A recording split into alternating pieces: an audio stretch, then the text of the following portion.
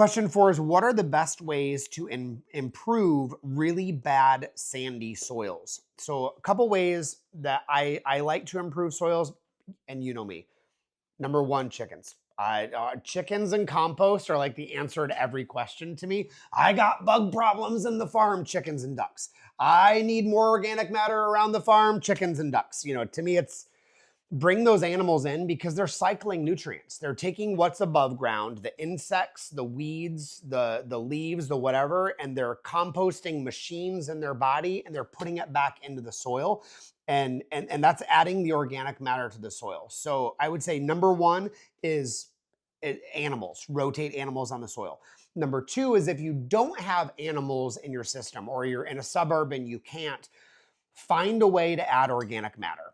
So what the organic matter is doing is it's building the humus, not humus, that's different, in the soil. So you could do composting methods, you could add whole ingredient soil amendments, you could run your mower over an area and get some high carbon leaves mixed with some grasses that are higher nitrogen, and you're basically covering it up and you're composting in place, and that's going to build your soil. Nature on its own can only build organic compost in the soil at a rate of about 1/8 of an inch per calendar year on its own.